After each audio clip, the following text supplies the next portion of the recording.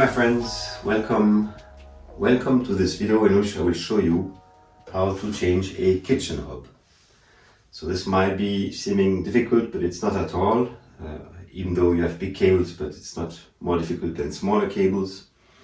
So this is why I will classify this operation in a level of difficulty number 2 compared to the references on my channel, and will be using only the basic toolbox. Let's go! Here we're working on electricity, so the first thing to do is to cut the power on the hob. So for this we're going towards the electricity board. For cutting the electricity, the safest is to cut the general power, so that's on the safe side.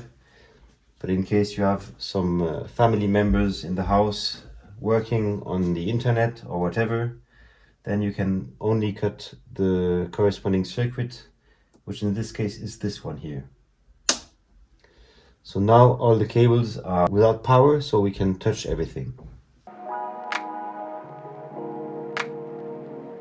First step is to put away all the things which are within the caisson. And for this we have to remove the shelves. If you want to see how to do that, don't hesitate to have a look on my video about Unblock Your Kitchen Sink number 1, which is unblocking the siphon.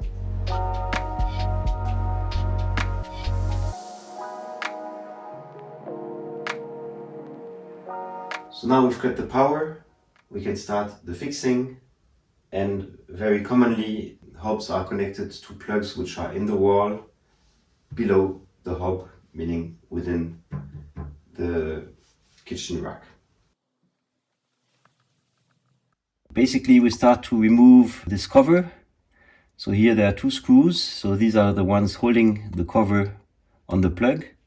Normally you will find also 2 screws here, but these are for holding the wires. So this is within this piece with the intention of holding the wires and making it easier to place the cover.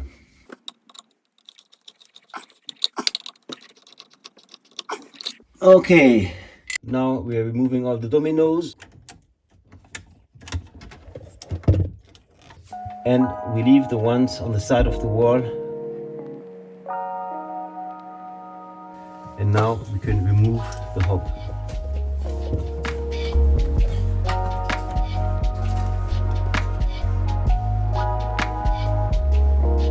So now for the new hob, this here is a size which is classically entering into a caisson of 60 width, and this standard cut is 49 depth and 56 centimeters width.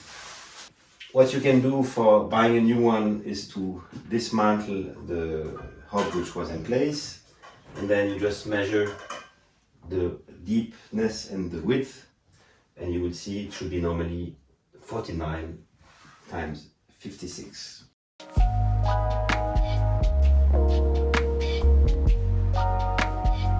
This could be also an opportunity for you to place a bigger hob.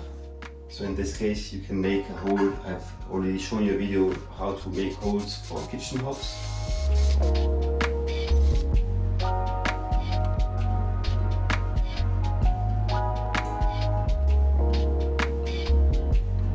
And you never know if it's an ancient type or whatever, and you're missing a few millimeters space, then the best tool is the multifunction tool, and you can check this out on my video about how to improve the insulation of a wooden window.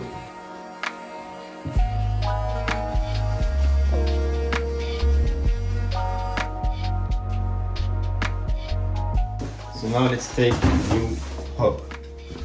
So let's open this thing.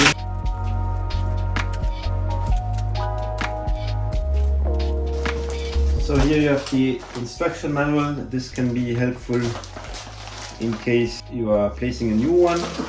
You will find here the dimensions for the cut of the hole.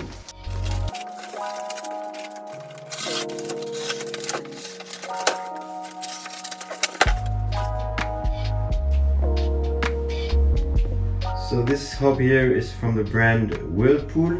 This here is made in Italy. So it can cost a little bit more than products built in Asia, for instance. Nevertheless, here you're paying for quality. so it's not necessarily more expensive, and you're also supporting jobs in Europe. So here, this is not super relevant for us today because the hole is already made. Nevertheless, we'll be noticing that there are here these kind of clamps that we have to put so to make sure that the thing is not moving. And there's no indication about how to place the joint. So here the joints have been provided with the box, so we'll be placing them. So for ensuring that it's well even, I'm putting the joint just around the hole.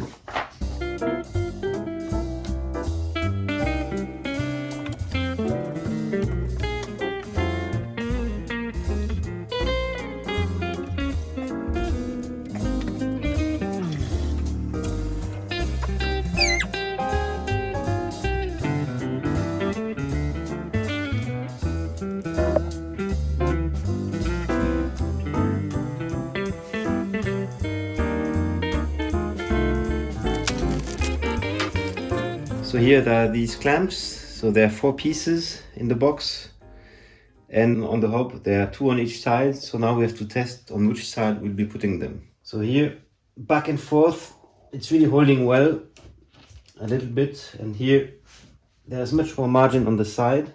It means we have to put them essentially on the sides. So for showing you how to fix the clamps, I put the hub upside down. This will enable me to show you how to place the clamps. You will notice here a little tongue, and here the top for holding. Just place it like this.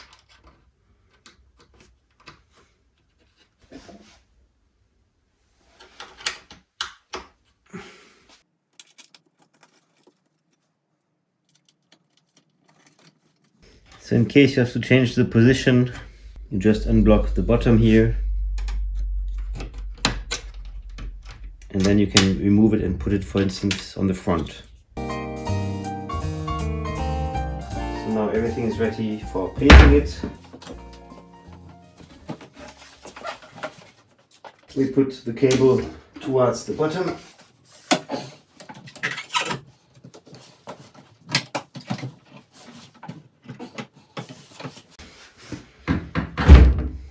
Et voilà.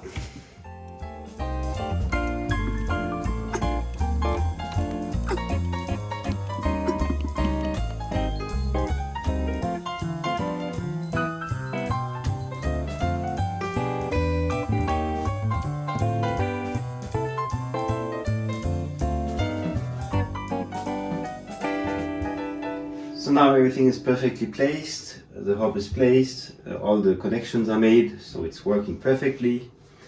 And this morning when I went to the shop, I learned something, because the seller explained me, for checking the compatibility of your saucepan with induction hub, you just take a little magnet. This is quite on purpose here for the English channel, and you place it on the bottom, and if the magnet is not holding, it's not compatible with induction. That's why we also bought another set of saucepans. This is a French brand. It costs, by the way, 3 times more than things coming from Asia. But again, this is quality, so it could be that in the end it's cheaper than if you buy cheap saucepans. This one is compatible. It's holding. As I said in my video about the kitchen hob connections, now everything is ready, so it's time for making good dishes. And of course, I'm very keen on my nettle soup, but this is a recipe I will show you in another video. So see you very soon on Happy Hour TV 1.